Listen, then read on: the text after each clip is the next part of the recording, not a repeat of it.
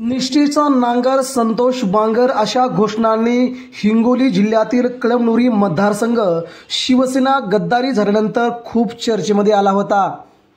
आता मात्र महाराष्ट्राच्या वेगवेगळ्या विधानसभेतून उद्धव ठाकरेंनी वेगवेगळे चित्र निर्माण करण्यास सुरुवात केली आहे।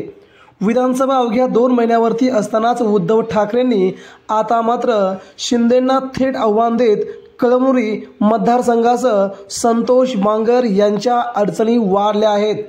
त्यांची आमदारकीच आता कायमची जाणार असं ठाकरेंनी ठरवलेलं आहे। उद्धव ठाकरेंनी संतोष बांगरांची जिरवली। ठाकरे अखेर मैदानात। नेमकं काय घडलंय मित्रांनो, अवघ्या 2 मिनिटांमध्ये जाणून घेऊया। संतोष बांगर हे शिंदेंनी बंड केल्यानंतर लगेच गेले नाहीत, परंतु उद्धव ठाकरेंच्या पाठीमागे ते अतिशय जोरपणे खंबीरपणे उभे राहिले आणि ठाकरेंशी निष्ठा ठेवा, निष्ठेचा नांगर म्हणजे संतोष बांगर अशा पदाधिकाऱ्यांच्या घोषणांनी त्यांनी त्यांचा परिसर दणाणून सोडला। मला 2 करोडची ऑफर होती, पुन्हा मला 100 करोडची ऑफर होती, पण मी गेलो नाही असं भर सभेत सांगणारे संतोष बांगर पुन्हा गुवाहाटीला गेले आणि पुन्हा शिंदेगडात सामील झाले।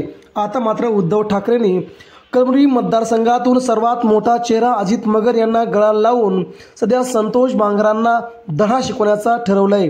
त्यांची नवनवे जिरवायचं ठरवलं आहे। त्यामुळे अजित मगर गेल्या काही दिवसापासून उद्धव ठाकरेंच्या संपर्कात होते। त्यांनी आता उद्धव सेनेच्या शिवसेनेत प्रवेश केल्याने संतोष बांगरांचा पराभव निश्चित मानला जात आहे। त्यामुळे उद्धव ठाकरेंनी आता संतोष बांगरांची जिरवली अशा आशयाच्या पोस्ट सध्या प्रसारमाध्यमावरती फिरू लागल्या आहेत। शिवसेने देखील त्याच जोमाने कामाला लागले आहेत। विधानसभा झाल्यानंतर लोकसभेपूर्वी या भागात सध्या उद्धव ठाकरेंच्या शिवसेनेला जवळजवळ 46,000चं लीड पाहायला मिळालं होतं। त्यामुळे इथे ठाकरेंचा विजय निश्चित होणार असं मानलं जात आहे। अजित मगरांना सोबत घेऊन उद्धव ठाकरे पुन्हा यांची जिरवतील अशी शक्यता शिवसैनिक व्यक्त करत आहेत। मित्रांनो, आपल्या प्रतिक्रिया व्यक्त करा। धन्यवाद।